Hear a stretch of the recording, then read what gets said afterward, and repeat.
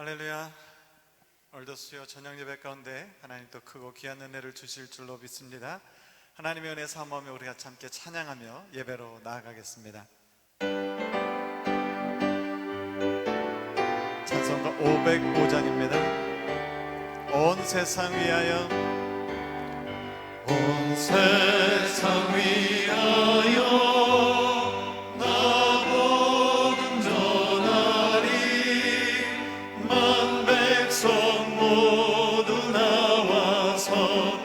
말씀 들으라. 죄 중에 빠져서 헤매는 자들아, 주님의 음성 듣고서 너 구원 받아라. 전하고 기도해 매일 증인 되리라. 세상 모든 사람 다 듣고 그 사랑 알고 온 세상 위하여, 온 세상 위하여 이 복음 전하리. 저 죄인 회개하고서 주 예수 믿으라.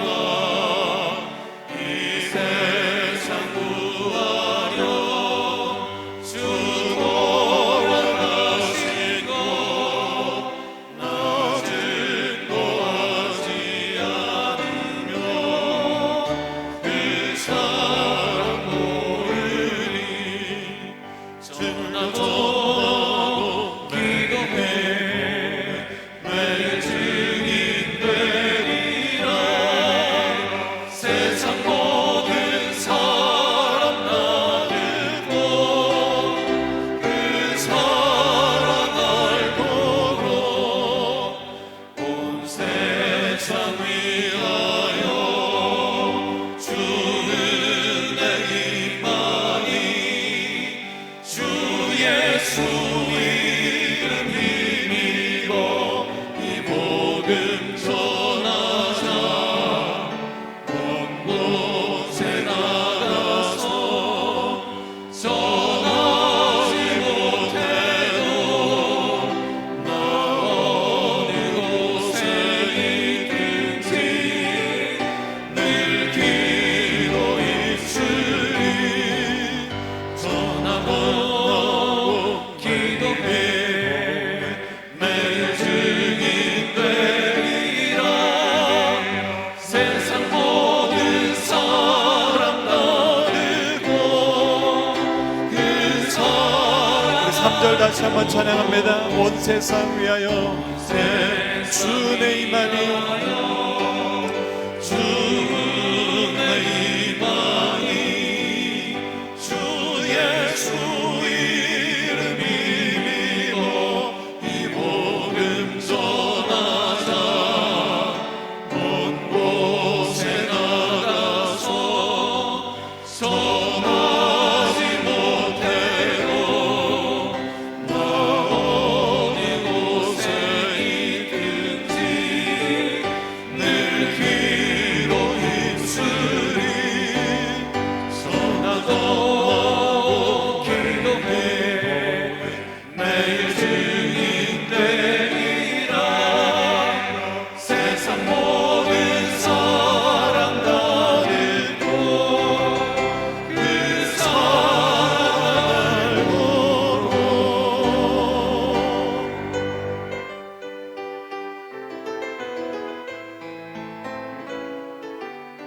찬송가 503장입니다.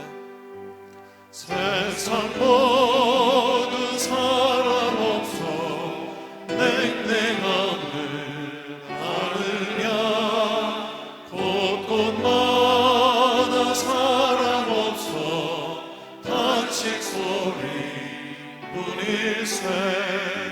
악을 손때 만들고 모든 소망 이루는 사랑 얻기 위하여 저를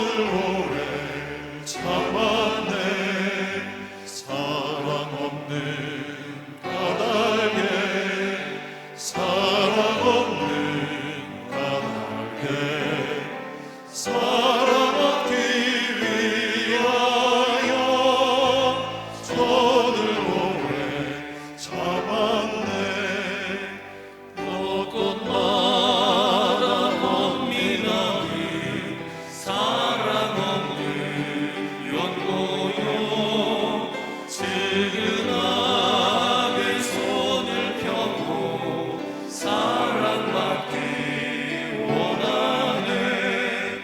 어떤 힘은 고통과 근심 걱정 많으니 사랑 없는 까닭에 손을 실망하노라.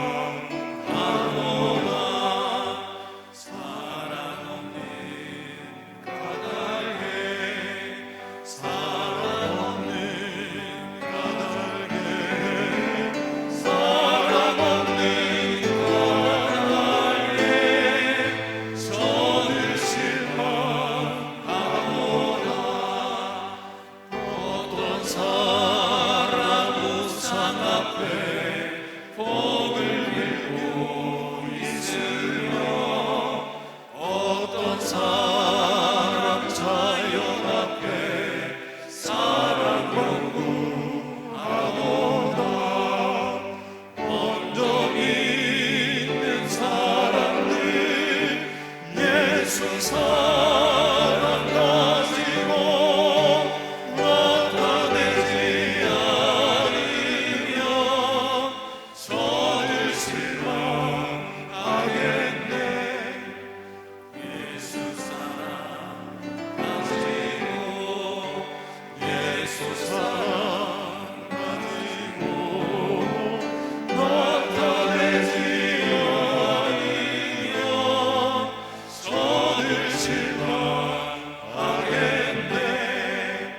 이걸 중에 있는 영혼 사랑받기 원하며 아이 들고 소리 질러 사랑받기 원하네. 저들 소리 들을 때 가서 도와줍시다. 만민 중에 나가서 예수 사랑 전하세. 예수 사랑 전하세. 예수 사랑 전하세. 만민 중에 나가서 예수 사랑. 우리 1절 다시 한번 찬양합니다. 세상 모두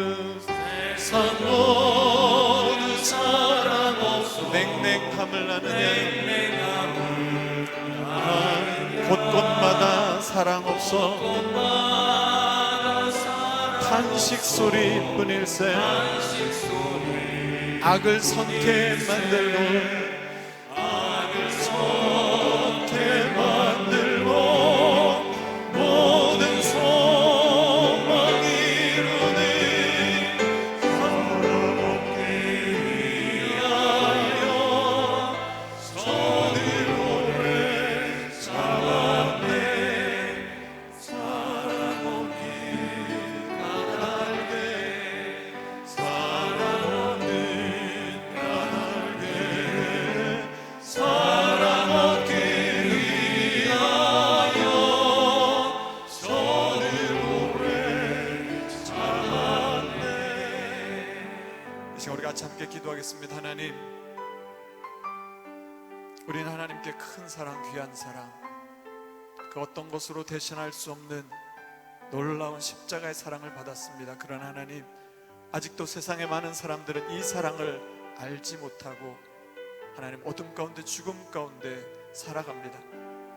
하나님, 이 귀한 생명의 복음 전할 수 있는 우리들 다 되게 하여 주시고, 하나님 오늘도 하나님의 그 은혜의 말씀을 삼아요 주님 앞에 왔사오니 하늘 문을 여시고 말씀하여 주시옵소서. 오늘 주신 말씀을 위하여, 말씀 전하신 목사님을 위하여 이 시간 우리 간절한 마음으로 합심하여 같이 함께 기도하겠습니다. 하나님 감사합니다. 하나님 세상이 알지 못하는 이 귀하고 놀랍고 그 크신 사랑과 은혜를 주셨습니다. 이 사랑 먼저 받은 우리가 하나님 이 사랑 온 세상에 전하며 하나님 주의 귀한 복음을 전하며 살아가는 우리 삶이 되게 하여 주시옵소서. 하나님 오늘도 하나님 은혜를 삼하여 주님 앞에 왔사오니 하늘 문을 여시고 생명의 말씀, 은혜의 말씀, 우리를 살리는 그 말씀을 우리 가운데 부어주셔서 하나님 주신 말씀을 들고 승리하는 우리 모두의 삶이 되게 하여 주시옵소서.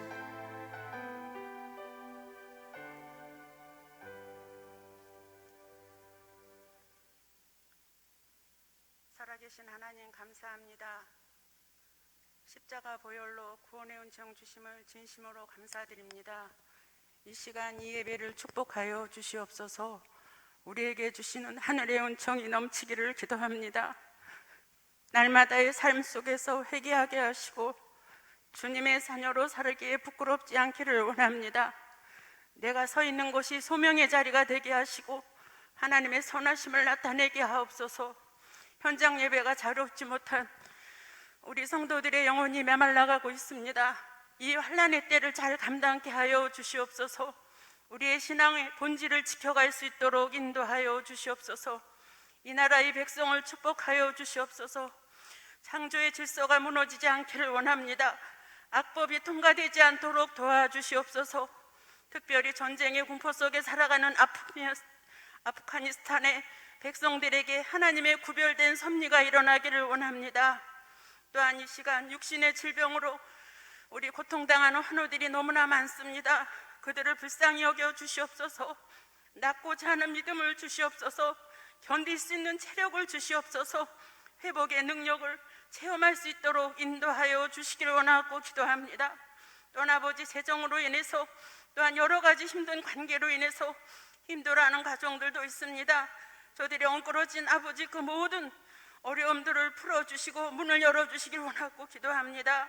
특별 새벽 기도회를 진행되고 있습니다. 우리 담임 목사님 날마다 말씀으로 충만케 하시고 우리의 영혼을 살아나게 하옵소서. 세상에서는 줄 수 없는 하늘의 기쁨이 이 교회를 가득 채워주시기를 원하고 기도합니다. 세상에 소망이 되는 교회가 되게 하여 주시옵소서. 하나님이여, 세상 사람들이 우리 교회를 바라보며 흠모할 수 있는 교회가 되기를 간절히 원하고 기도합니다. 우리 모두의 신앙이 자녀들에게 잘 이어져 가기를 원합니다. 교육부의 학생들과 청년들 그리고 믿음으로 이끌어 주시고 우리 모두의 입술을 권세를 주시어서 복음을 전하는 교회가 될 수 있도록 아버지여 축복하여 주시고 우리 성도들의 삶을 성숙하게 하여 주시옵소서. 이방 나라에서 파송되어 있는 우리 선교사님들과 가정들을 안전하게 지켜주시길 원합니다. 세상의 모든 것 다 내려놓고 헌신하는 그분들의 수고와 땀이 헛되지 않기를 원합니다. 풍성한 열매를 맺게 하여 주시옵소서. 이 시간 세우신 우리 박민철 목사님 말씀을 대언하실 때 생명의 말씀으로 인도하여 주시옵소서. 목사님의 모든 사역 가운데 축복하여 주시옵소서. 언제나 하나님이 기뻐 받으시는 예배가 되기를 원합니다. 살아계신 예수님의 이름으로 기도드렸습니다. 아멘.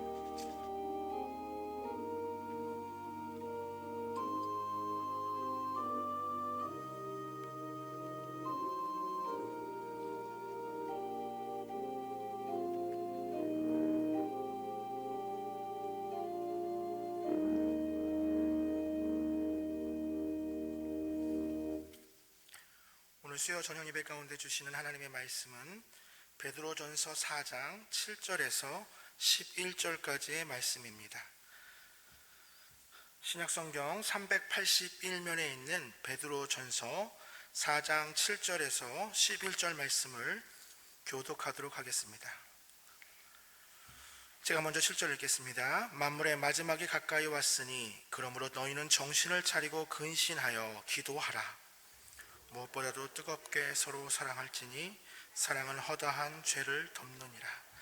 서로 대접하기를 원망 없이 하고 각각 은사를 받은 대로 하나님의 여러 가지 은혜를 맡은 선한 청지기 같이 서로 봉사하라. 함께 읽겠습니다. 만일 누가 말하려면 하나님의 말씀을 하는 것 같이 하고 누가 봉사하려면 하나님이 공급하시는 힘으로 하는 것 같이 하라. 이는 범사에 예수 그리스도로 말미암아 하나님이 영광을 받으시게 하려 함이니 그에게 영광과 권능이 세세 무궁하도록 있느니라. 아멘. 1952년 독일의 빌링겐의 국제 세계 선교 협의회에서 대회에서 이제 IMC라고도 불리긴 하는데요.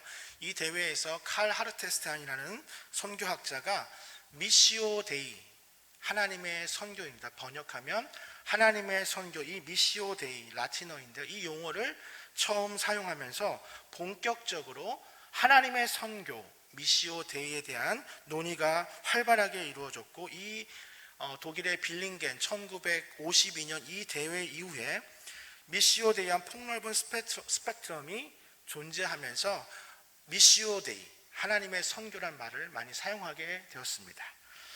그런데 이 미시오 데이란 말은 사실 교회에서 사용할 때는, 또 특별히 복음주의권 내에서는 약간 부정적인 이미지로도 사용되기도 합니다. 왜냐하면 이 말이 이큐메니컬 선교 운동과 맞물려서 또 여러 가지 논문들이 나오면서 이 미시오 데이가 교회의 선교, 그리고 복음주의적인 선교를 약화시킬 수 있다는 점 때문에 그렇습니다.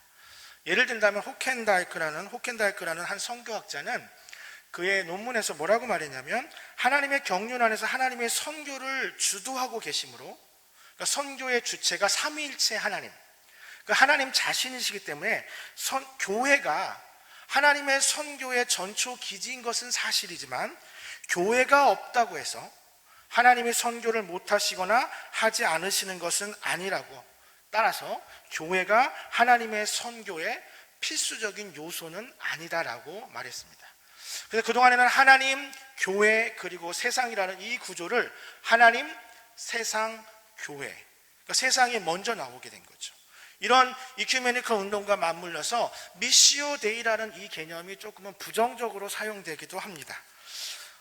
그뿐만 아니라 사실은 또 이 미시오 데이라는 말을 또 사용할 때 전 이런 이야기도 좀 들었어요. 한 선교사님이 이제 교회에, 이제 파송한 교회에서 여러 가지 점에 대해서 이제 제약을 하거나 좀 약간 그런 말을 하니까 이제 미시오 데이라는 개념을 가지고 온 거죠. 물론 내가 이 교회에 파송받았지만 나는 하나님의 선교에 동참하는 것이고, 하나님이 선교의 주체시고 하나님이 보내셨기 때문에 교회의 간섭이라고 하는 그런 것들을 받고 싶지 않다. 사실 미시오 데이라는 개념은 하나님의 선교이기 때문에 교회는 선교의 주체가 될 수 없다, 이런 개념으로 이해하는 것은 아닙니다. 미시오 데이라는 개념은 훨씬 더 폭넓은 관점으로 삼위일체 하나님의 본성에서 선교가 흘러나왔으며, 선교의 출발점이 바로 하나님 자신이라는, 하나님의 선교의 주체라는, 그래서 교회는 그분의 선교에, 하나님의 선교에 참여하는 것이다.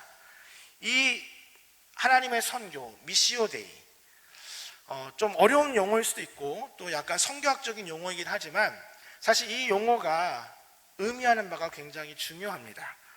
요즘에 가뜩이나 특세로, 가을 특세로 피곤하실 텐데, 저는 이제 이 미시오 데이라는 선교학적인 개념을 설명하기보다는 이 하나님의 선교, 미시오 데이가 우리의 가정에, 그리고 우리의 지역사회에, 그리고 우리의 다음 세대에, 또 치유와 회복이라는 관점에서 어떻게 하나님의 선교를 바라볼 수 있는지, 저는 특별히 다음 주부터 이제 저희가 이제 9시 기도회가 개편이 됩니다.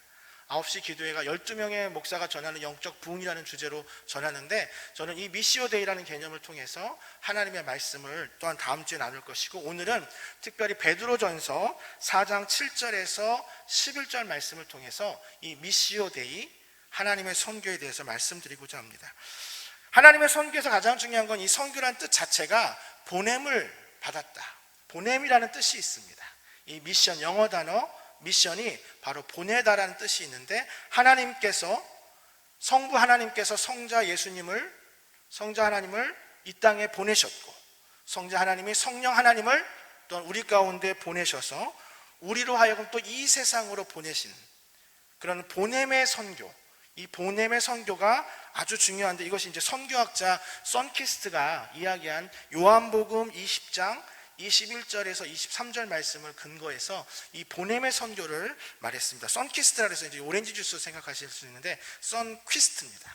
선키스트 선교학자가 이 요한복음 20장의 보냄의 선교에 대해서 아주 중요하게 다루었습니다.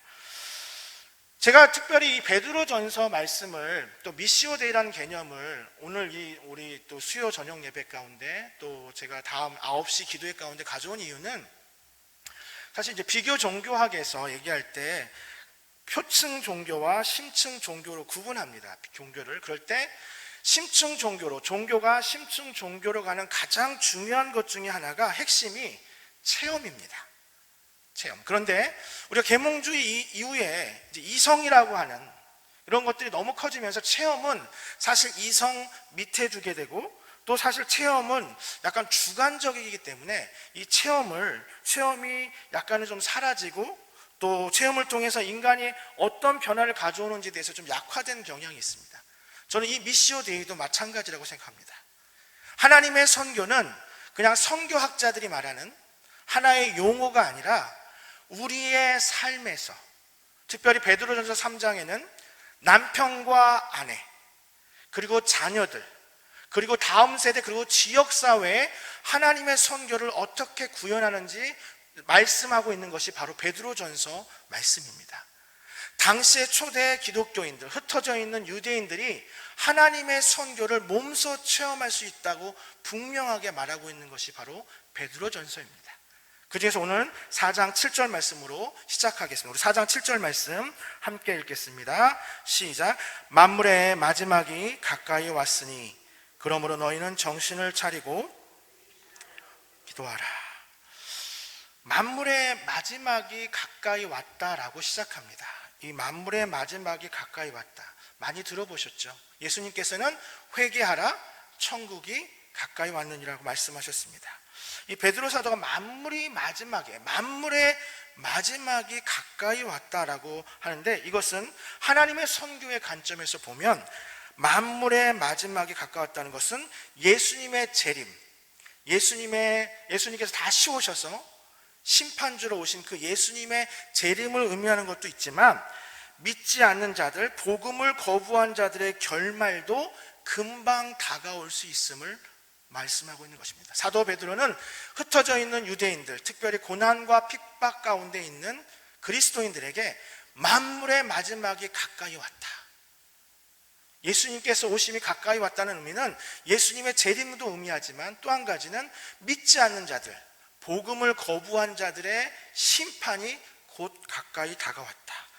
예수님의 재림이 지금 2000년이 지난 오늘 가끔 이런 얘기를 하잖아요. 2000년 전에도 만물의 마지막, 천국이 가까이 왔다고 이야기하고, 아직 2000년이 지났는데, 우리 예수님 아직 오지 않으셨는데 지금 만물의 마지막이 가까이 왔다는 말이 어떤 의미가 있나? 성경학적인 관점에서는 이 만물의 마지막이 가까이 왔다는 것은 예수님의 재림을 기다리는 우리에게 예수님의 재림뿐만 아니라 우리의 삶 가운데 얼마든지 찾아올 수 있는 개인의 종말뿐만 아니라 또 믿지 않는 자들, 복음을 거부한 자들에게 찾아올 하나님의 심판을, 메시지를 선포하는 것입니다. 또한 하나님의 구원의 계획을 선포하는 것입니다. 당시로 생각하면 로마의 핍박, 그 엄청난 고난을 그 가운데 어떻게 그 성도들이 이길 수 있었습니까? 오늘 주신 이 하나님의 말씀으로 깨어 근신하고 기도하고, 또 누가 알았습니까? 로마의 그 압박이 끝나고 기독교가 로마에 인정받는 하나의 대표적인 종교가 될 거라고 누가 상상이나 했겠습니까? 그러나 하나님의 선교를 믿는 우리에게는 아무리 암흑하고 어둡고 괴로운 고난의 시기일지라도 하나님께서 함께 하심을 믿고 하나님께서 선포하실 그 심판과 또한 동시에 소망의 메시지, 믿는 우리들에게는 그것이 바로 소망의 메시지가 될 것입니다. 사도 베드로는 만물의 마지막에 가까이 왔다고 선포하면서 우리에게 세 가지를 이야기합니다.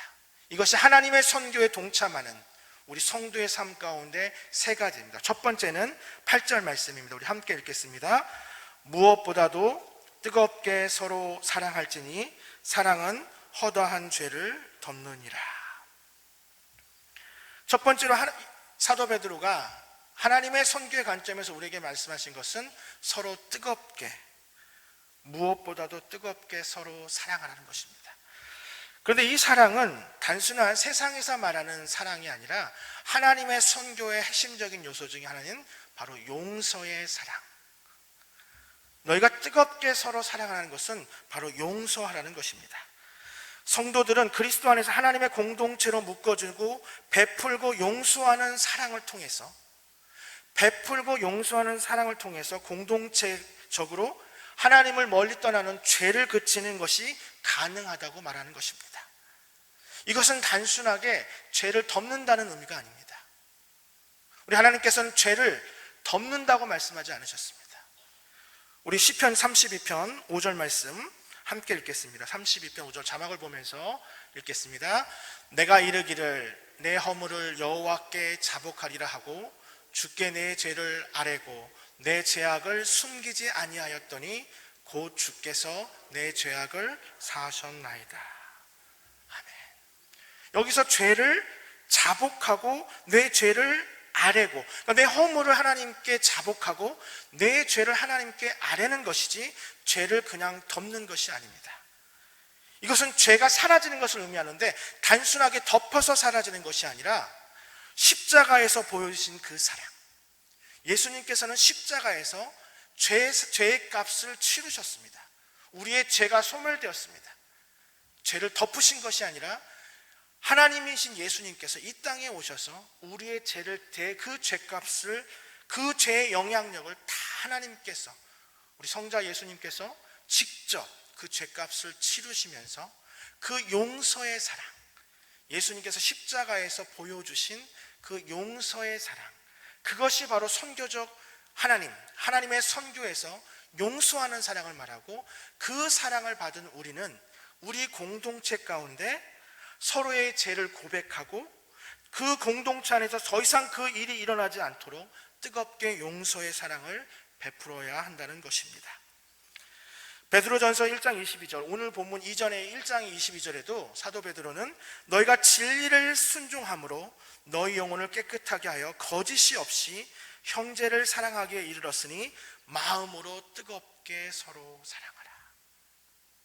사랑하는 성도 여러분, 예수님께서 마태복음에서도 이 땅의 마지막을 말씀하시면서 불법이 성함으로 사랑이 식어진다고 말씀하셨습니다. 우리 안에 용서하는 것, 우리 안에 그 용서의 마음을 가지고 공동체를 대하는 것이 점점 더 사라지고 있다는 것입니다. 선교지는 어떻습니까? 선교사님들이 삶을 살아가면서 사역하면서 얼마나 많은 배신과 또 열심히 노력하고 정말 정성을 다했는데 결국 배신하고 또 핍박하고 이런 일들이 반복되는 거 얼마나 힘이 들겠습니까?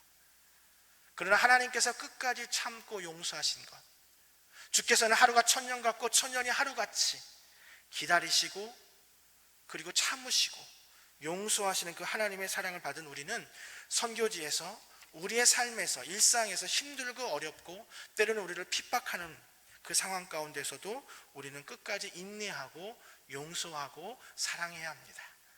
개신교 선교의 아버지라고 알려진 윌리엄 캐리 선교사님, 인도에서 첫 개종자를 얻기까지 7년이라는 시간이 걸렸습니다. 미국에서 이 미얀마 선교의 첫 시작을 알려진 아도니람 저드슨이라는 선교사님은 첫 회심자를 얻는데 6년, 우리 로버트 모리슨 중국 선교 회심자를 얻는데 역시 7년, 잠비아라는 감리교 선교사님은 첫 회심자죠. 13년이라는 시간이 걸렸습니다. 리빙스턴 아프리카 선교사님도 역시 11년 동안 한 명의 개종자도 얻지 못하였습니다. 우리가 말이 7년, 말이 11년, 13년 이야기하지 그 시간 동안 뿌리고 씨를 뿌리고 얼마나 많은 노력과 헌신을 했는데 돌아오지 않는 그 사람들을 보면서 얼마나 마음이 아팠겠습니까? 그럼에도 불구하고 용서하시는 하나님, 사랑하시는 하나님, 그 하나님의 사랑을 받은 우리는 끝까지 뜨겁게 서로 사랑하며 허다한 죄를 함께 그 공동체 안에 사랑과 용서로 그 죄를 없게 하는 그런 하나님의 선교의 첫 번째, 무엇보다도 뜨겁게 서로 사랑해야 될 줄 믿습니다. 두 번째는 9절 말씀입니다. 우리 9절 말씀 함께 읽겠습니다. 시작. 서로 대접하기를 두 번째는 서로 대접하는 것에 관하여 원망 없이 하라. 대접하라는 것은 이해가 됩니다.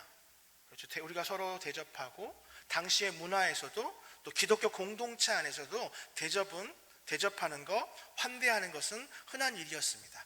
그런데 왜 원망 없이 하고라는 말을 붙였을까요? 이 원망 없다, 원망이라는 단어는 빌립보서 2장 14절에도 나오는데 빌립보서 2장 14절에 보면 모든 일은 원망과 시비가 없이 하라. 이 빌립보서 2장 14절 말씀, 모든 일을 원망과 시비가 없이 하라의 그 원망과 같은 헬라어입니다. 우리 남자 성도님들은 이 말씀이 굉장히 익숙하실 것입니다. 남자 화장실에 보면 앞에 이 빌립보서 2장 14절 말씀이 있습니다. 모든 일을 원망과 시비가 없이 하라.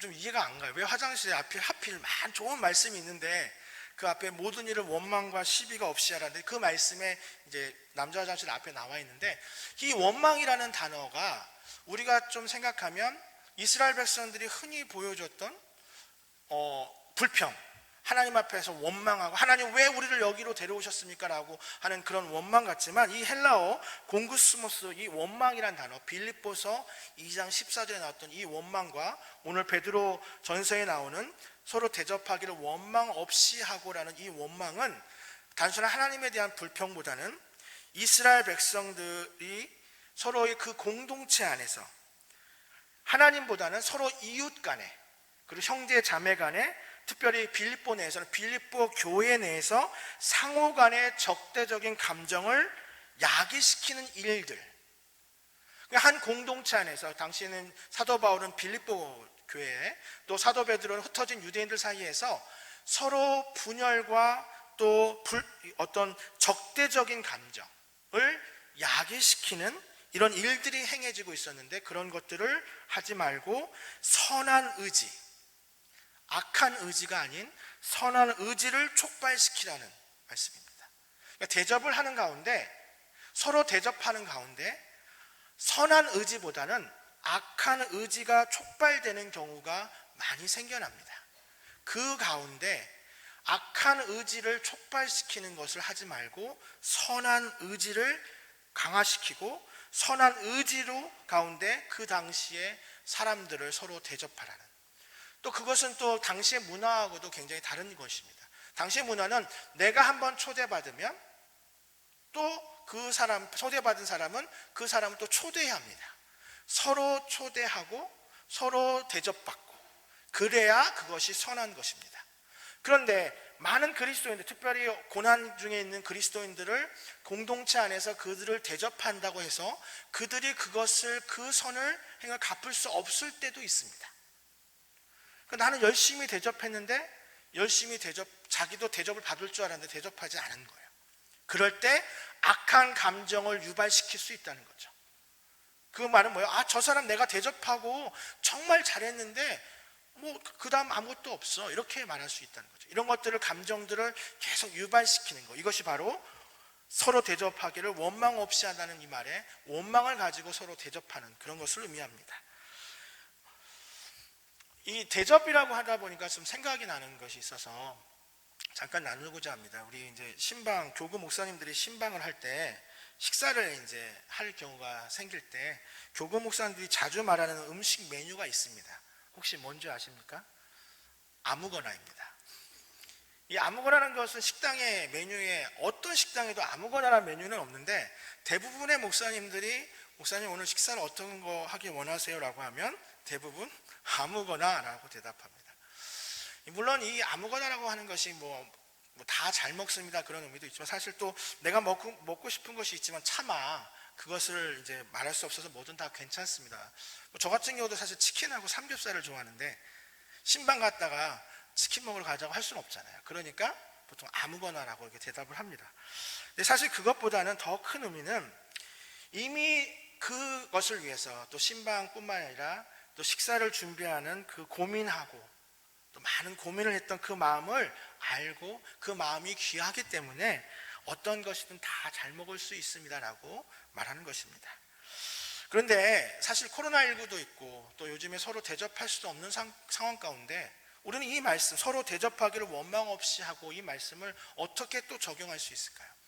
여기서의 대접은 분명하게 식사를 초대하거나 또 섬기는 그런 봉사적인 의미가 강하지만, 저는 코로나19 가운데, 특별히 이 위기 가운데 우리가 할 수 있는 서로의 대접은, 가장 귀한 것은 바로 저는 서로의 기도이라고 생각합니다. 서로가 함께 기도하는 그 공동체 안에서 서로 대접한다는 것은 간절한 기도를 함께 한다는 것입니다.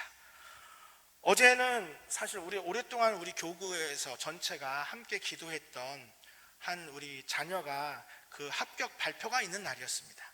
근데 그 합격 발표가 있는 날이 2시였습니다. 근데 시험을 이제 한 해만 준비한 게 아니라 오랫동안 준비했고, 우리 모든 구역장님들이 한 마음으로 계속해서 기도했는데, 작년에 굉장히 아쉽게 떨어졌어요.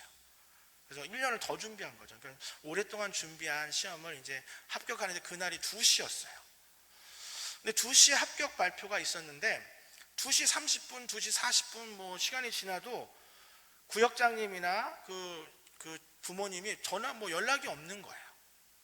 야, 이거 어떡하나 2시 넘었는데, 2시에 분명히 합격자 발표라고 하는데 이 시간이 지나도록 연락이 없는 거 보니까 아무래도 올해도 떨어졌나 이런 마음이 드니까 너무 마음이 아픈 거예요. 그러던 중에 전화가 왔어요. 그래서 합격의 소식을 알렸습니다. 얼마나 기쁘던지요. 사실 제가 그렇게 기뻐하는 이유는 뭘까요? 그 청년이 취업을 해서 시험에 합격한다고 해서 뭐 그런 것이 아닙니다.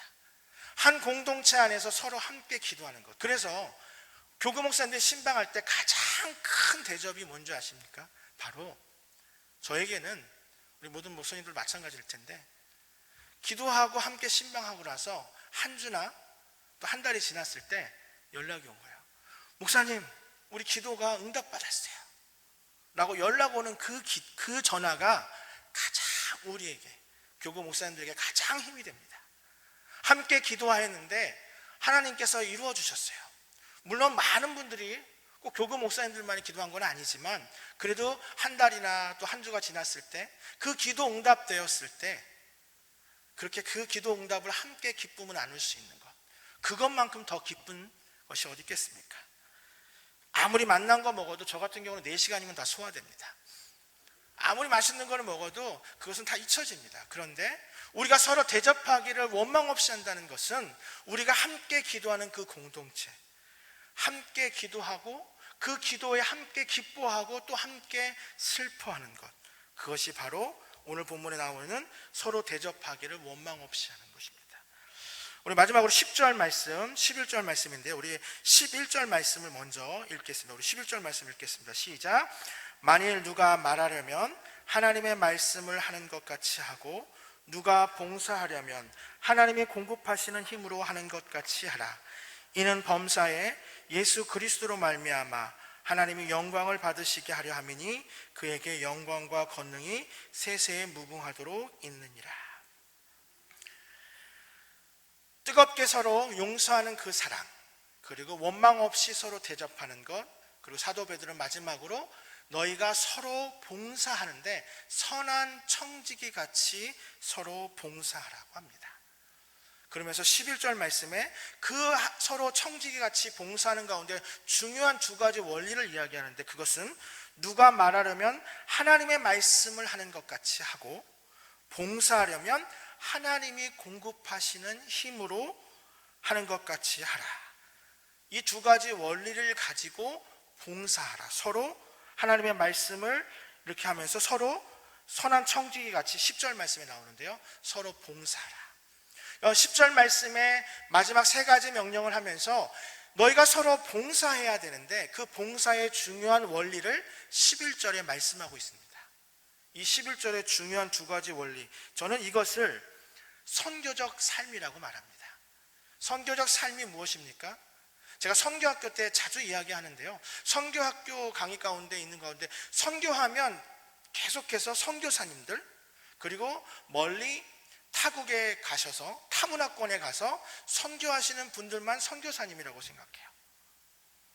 그런데 타문화권에 가서만 선교하는 것이 선교사님 또 선교가 아니라, 선교라는 것은 뭐냐면 보냄받은 우리 모두가 세상에 가서 하나님을 알지 못하는 세상에서 선한 청지기 같이 서로 봉사하며 하나님의 나라를 세우며 우리 11절의 후반부에 나와 있는 것처럼 하나님께 영광 올려드리는 삶, 저에게는 그것이 바로 선교입니다. 선교를 정의 내리는 건 어렵습니다. 선교학자들마다 각자의 개념을 가지고 선교를 설명합니다. 근데 제가 보는 선교의 가장 중요한 개념이 무엇일까? 정의가 무엇일까? 믿지 않는 세상에 나아가서, 보냄받은 사람이 믿지 않는 세상에 가서 그곳에서 선한 청지기 같이 봉사하고 사랑하고 대접하며 하나님께서 하나님의 말씀을 하는 것 같이 말하고 하나님이 공급하시는 힘으로 그 힘을 가지고 공급하시는 힘을 가지고 봉사하면서 하나님께 영광 올려드리는 삶, 그 삶이 바로 선교적 삶입니다. 선교학교가 이제 다음 주에 8주 동안 개강하는데 그 8주 동안 미시오 데이뿐만 아니라 교회와 선교, 또 초기 기독교 역사부터 시작해서 많은 부분을 다룹니다. 근데 그 가운데 제가 이야기하는 것 중에 하나가, 항상 이야기하는데, 우리가 이제 가끔 이런 이야기를 해요. 보내는 선교사다. 저는 선교사는 보내는 선교사예요 라는 이야기를 하는데, 사실 엄밀하게 말하면 보내시는 분은 하나님밖에 없습니다. 우리는 보내는 사람이 아니라 보냄받은 선교사입니다. 그런데 모든 성도들이, 모든 그리스도인들이 타문화권에, 열방에, 전 세계에 나아가서 선교하라고 보냄받은 것은 아닙니다. 어떤 이에게는 열방은, 땅끝은 본인의 가족일 수도 있습니다. 가장 전도하기 어려운 가정, 가장 전도하기 어려운 곳이 본인의 가정일 수도 있습니다. 그분에게는 그곳이 바로 땅끝이고 열방이고 그것이 바로 선교의 현장입니다. 그곳으로 하나님께서 보내신 것입니다. 이것이 얼마나 중요한 개념이냐면, 내가 꼭 타문화권에 선교하지 않기 때문에 나는 보내는 선교사야라고 생각하는 것보다 내가 처해 있는 그곳 가운데 하나님이 나를 보내셨다. 보내신 분은 바로 하나님이신 것입니다. 저는 조금 이 두 가지 원리를 조금 더 자세하게 좀 설명하려고 합니다. 하나님이 그러니까 누가 말하려면 하나님의 말씀을 하는 것 같이 하고, 이 원리와 누가 봉사하려면 하나님이 공급하시는 힘으로 하는 것 같이 하라, 이 두 가지 원리를 조금 더 자세하게 설명드리면, 먼저 하나님의 말씀을 하는 것 같이 하라. 여기서는 분명히 하나님의 말씀의 선포의 개념이 들어가 있습니다. 하나님의 말씀을 선포하는 것, 즉 누가 말하려면 하나님의 말씀을 하는 것 같이 하라. 이 말씀은 하나님의 말씀을 선포하는 것도 있지만, 단순히 하나님의 말씀을 선포한다 그러면 꼭 목회자만 해당되는 것 같잖아요. 여기서 하나님의 말씀을 하는 것 같이 하라는 것은 가르침, 권면, 지혜와 지식의 말씀, 그 많은 것들을 다 포함합니다. 즉 보냄받은 그리스도인, 보냄받은 선교사가 그 가정에서 남편과 아내, 또 자녀들, 그리고 그 지역사회와 가정에서 말할 때 하나님의 말씀을 선포하는, 그 하나님의 말씀 가지고 선포하라는 것입니다. 그렇게 되면 아내에게 어떻게 함부로 말할 수 있겠습니까? 내가 너보다 나이도 많고 내가 더 열심히 했고 내가 더 열심히 내 관점에서 보면 얼마든지 그렇게 말할 수 있습니다. 그런데 하나님 선교의 관점에서 본다면 내가 내 아내에게 말하는 것조차도 여기 나와 있는 것처럼 하나님의 말씀을 하는 것 같이 해야 되고, 내 자녀들 얼마든지 내가 심하게 말할 수 있을 거라고 생각하지만 실제로 그 자녀들도 하나님이 내게 주신 자녀라고 깨닫는다면, 그런 청지기 자세가 있다면 우리는 함부로 그 자녀들에게 말할 수 없을 것입니다. 선한 청지기의 삶, 이런 가정과 또 일터와 그리고 지역사회 가운데 하나님의 선한 청지기처럼 사는 것은, 리차드 포스터는 그 책에서 이렇게 말했습니다. 사실 그 재정에 관련된 부분도 마찬가지인데 하나님의 모든 것의 주인이라는 사실, 이것이 바로 선교입니다. 하나님이 모든 것의 주인이고 하나님이 나를 보내셨다. 이 미시오 데이의 개념을 갖고 있는 사람은 재정적인 부분에서도 달라집니다. 그 질문이 어떻게 달라지냐면 그 첫 번째 질문이 바로 이겁니다. 내 돈 중에서 얼만큼을 하나님께 드려야 하지? 내가 할 수 있는 말 중에서 내가 얼만큼 하나님 생각하면서 말해야지? 라는 게 아니라 하나님의 돈 중에서 나 자신을 위해서 내가 얼마나 가져야 하지? 라는 질문으로 바뀌어야 된다는 거예요. 그것이 바로 선한 청직입니다. 하나님 나의 재정 컨설턴트처럼 한 10% 정도의 수수료를 주면서 하나님 내가 하나님한테 10%의 수수료를 주고 하나님 앞에 11조 드렸으니까 내 돈 중에서 11조를 하나님 앞에 드렸으니까 이제 나는 다 했습니다. 이제 더 이상은 간섭하지 마세요가 아니라 하나님의 돈인데 전부가 다 하나님의 돈인데 그 돈을 나에게 주셨으니 내가 하나님이 주신 돈 가지고 얼만큼을 그래도 나 자신을 위해서 쓸 수 있을까요? 라는 질문으로 바뀌는 것, 그것이 바로 선한 청지기의 자세입니다. 그러니까 말하는 것도 달라집니다. 가정에서도 교회 안에서도 마찬가지입니다. 교회 안에서도 내가 하고 싶은 말, 할 수 있는 말 다 있어도 하나님의 말씀을 하는 것 같이 하는 것. 김훈희 쓴 너는 어느 쪽이냐고 묻는 말들에 대하여라는 책이 있습니다. 책 제목이 좀 특이하죠. 이 책은 지금은 절간됐더라고요. 너는 어느 쪽이냐고 묻는 말들에 대하여라는 책에 김훈이 이렇게 이야기했습니다. 젊은 날에는 말이 많았다. 말과 그 말이 가리키는 대상이 구별되지 않았고 말과 삶을 분간하지 못했다. 말하기 어려움과 말하기 위태로움과 말하기의 허망함을 알지 못했다. 말이 되는 말과 말이 되지 않는 말을 구별하기 어려웠다. 그냥 문법적으로 외형적 질서의 하자가 없으면 다 말인 줄 알았다.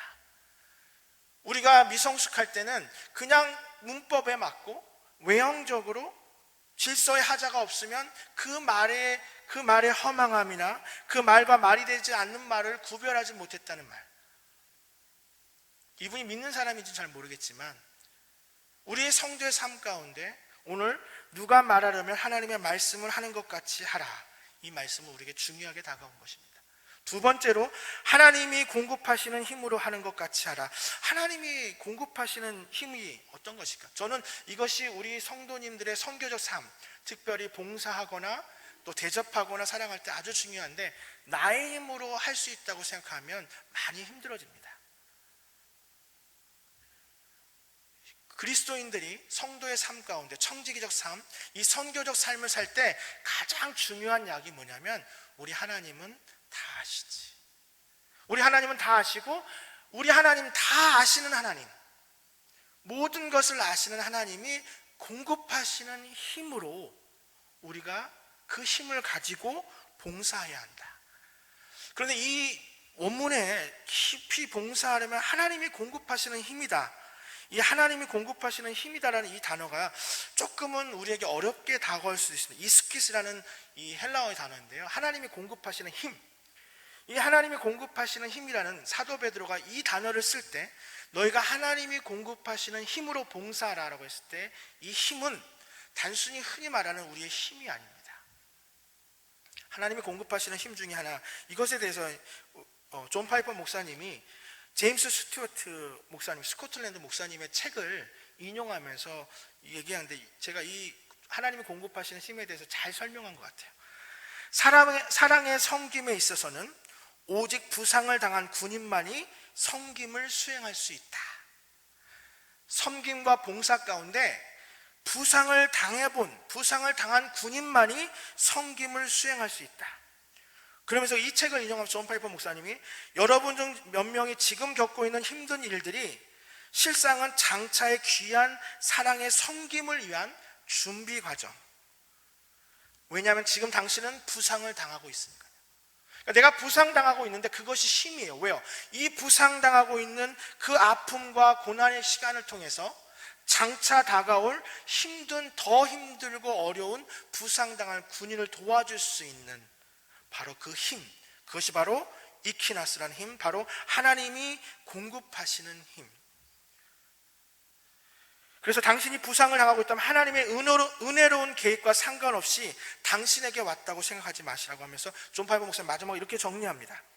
무거운 짐 안에서 신음하고 있는 당신에게 하나님이 특별한 은총을 내려주시는데 그것은 아무런 고난이 없는 것이 아니라, 그 힘을 말하는 것이 아니라 고난 중에도 하나님을 바라보며 이 고난까지도 사용하시는 그 하나님을 바라보며 그 고난을 이겨내는 것, 그것이 바로 베드로 사도가 초대 기독교인들, 박해받고 있는 기독교인들에게 말하고 있는 것입니다.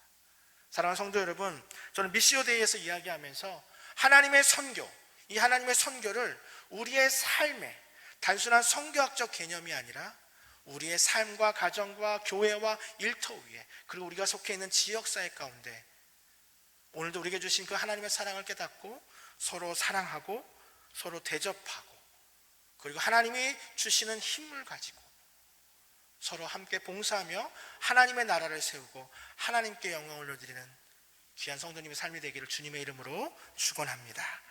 우리가 주신 말씀을 생각하며 찬송가 521장 찬송 드리겠습니다.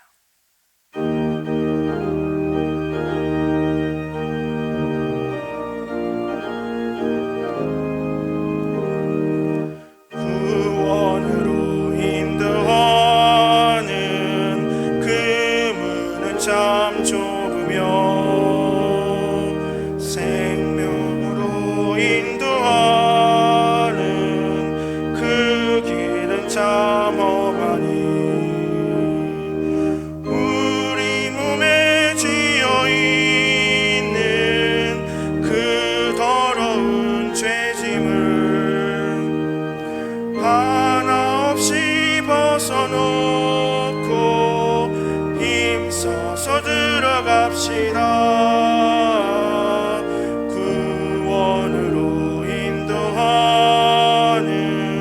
그 좁은 문 들어가 영생으로 인도하는 그 생명길 갑시다. 이 세상에 많은 사람 큰 문으로 들어가 넓은 길로 갈지라도 멸망으로 끝나니 세상 헛된 부귀영화 모두 내어버리고 주의 말씀 순종하여 그 생명길로 갑시다. 구원으로 인도하는 그 좁은 문 들어가 영생으로 인도하는 그 생명길 갑시다. 구원의 문 열렸으니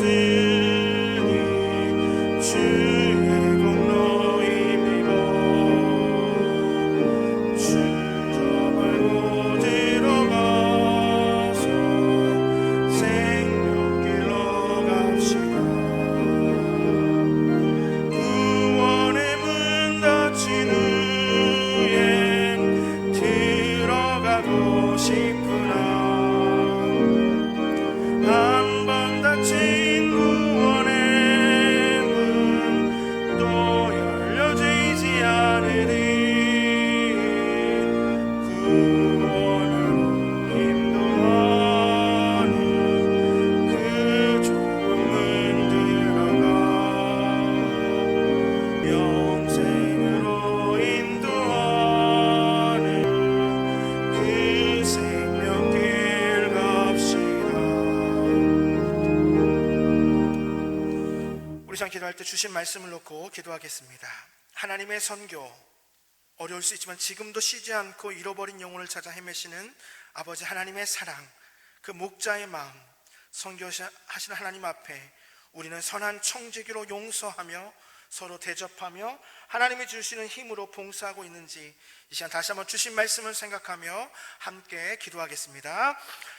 하나님, 오늘 미시오데이 하나님의 선교, 하나님이 지금도 쉬지 않고 잃어버린 영혼을 찾아 헤매시는 아버지 하나님의 그 사랑과 그 아버지 하나님 목자의 마음을 우리가 품기를 원합니다. 하나님, 우리가 선교하시는 그 하나님 앞에 날마다 보냄받은 선교사로서, 선한 청지기로서 용서하고 서로 사랑하며 대접하며 하나님이 주시는 힘으로 봉사하고 하나님의 말씀을 전하는 자로 말하고 있는지 하나님 이 시간 돌아보기를 원합니다. 하나님, 우리의 삶을 하나님께서 부르신 그 부르심의 소명 앞에 다시금 회복하며 우리에게 주신 그 하나님의 말씀을 열방의 땅끝까지, 우리에게 주신 그 열방과 땅끝까지 복음을 증거하는 우리 모두가 되게 하여 주시옵소서.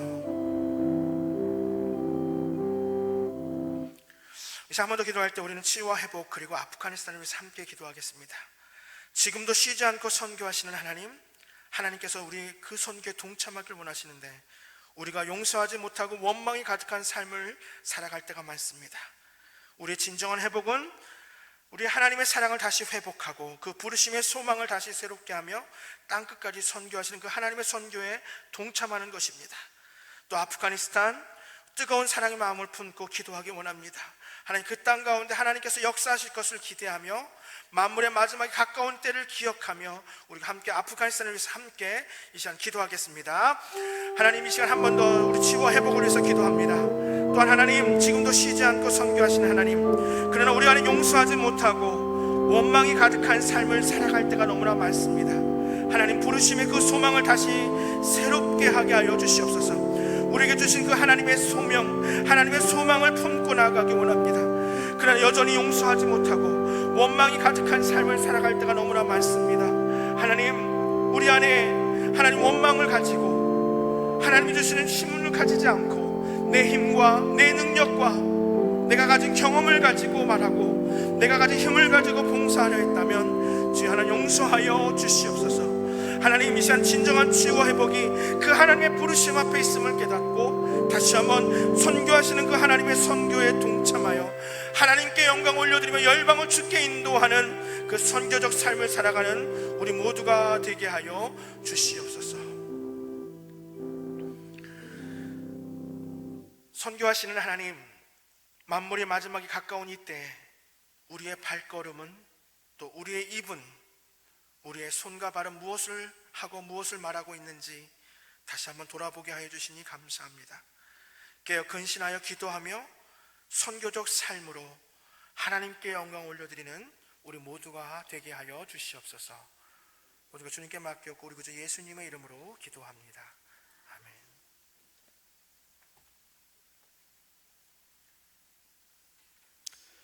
네, 귀한 말씀 감사합니다. 교회 소식을 알려드리겠습니다. 가을 특별 새벽 기도회가 내일 모레까지 진행됩니다. 목요일, 금요일까지 여러분께서 현장에서 각 가정에서 함께 참여하심으로 귀한 은혜의 시간이 되시길 바랍니다. 돌아오는 주일 당회가 있고요. 그리고 다음 주 수요일, 이 수요 저녁 예배 후에는 재직회가 있을 예정입니다. 박미철 목사님께서 아까 설교 가운데 설명해 주셨습니다만 이제 이번 주에 가을 특별 새벽가 끝나고 다음 주부터 이제 9시 기도회는 12명의 우리 목사님들께서 한 명이 한 주 동안 이제 자신이 정한 주제를 가지고 말씀을 전하시고 우리가 함께 기도하는 시간을 갖습니다. 지금까지는 이제 월요일, 화요일, 수요일, 요일별로 담당하시는 목사님이 해당 주제에 대해서 함께 말씀을 전했다면 다음 주부터는 한 분이 한 주 동안 합니다. 그렇지만 매주 요일마다 우리가 지금까지 기도했던 것은 그것은 유효하게 같이 하게 됩니다. 그래서 우리가 이제 12분이면 3개월 정도 되는데요. 매주 우리 목사님의 말씀을 통해서 한 주간이 매주가 이제는 영적 부흥의 시간이다 생각하시고 함께 모여서 기도하는 시간이 됐으면 좋겠습니다. 가정에서 모이고 또 여러분 있는 곳에서 기도에 동참해 주시길 부탁드리겠습니다. 수험생을 위한 중보기도 신청을 받고 있습니다. 이제 수요일 오후 2시까지 신청을 해주시면 주보에 명단을 올릴 수가 있습니다. 신청해 주시면 함께 그 이름을 불러가며 기도하도록 하겠습니다. 우리 안양제일교회는 기도로 언제나 만물이 가까웠음을 깨닫고 근신하며 기도하는 귀한 교회 되시길 주 예수 그리스도 이름으로 축원합니다. 기도하고 제가 축도가 마치겠습니다. 은혜로우신 주님 감사합니다. 오늘 미스요데이 하나님의 선교를 잘 배우게 하셔서 감사합니다. 선교는 하나님이 하시는 것이고 참으로 하나님이 주관하시는 것인 줄 믿습니다. 우리 모두는 보냄받은 자로서 세상에서, 가정에서, 직장에서, 사업터에서, 지역사회에서, 그리고 저 땅끝에서 주 예수 그리스도의 복음을 전하며 살게 하여 주시옵소서. 우리 안양제일교회가 이 선교에 앞장서고 선교하시는 하나님의 적극적으로 순종함으로 우리 하나님을 기쁘시게, 우리 하나님께 영광 올리는 교회 되게 하여 주시옵소서.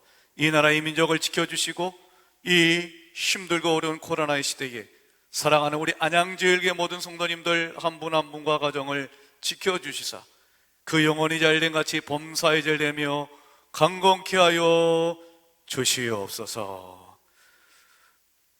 이제는 우리 주 예수 그리스도의 은혜와 하늘아버지의 크신 사랑과 성령의 교통하심이 이제 온 땅끝으로 또한 우리의 각자의 초소로 보내시는 하나님의 선교에 순종하며 주 예수 그리스도의 복음을 날마다 전하며 하나님께 영광 올리기를 소원하는 사랑하는 모든 주의 백성들 위해 이 대한민국과 그리고 저 아프가니스탄의 우리 믿음의 성도들 위해 이제로부터 영원토록 함께하여 주옵시기를 간절히 축원하옵나이다. 아멘.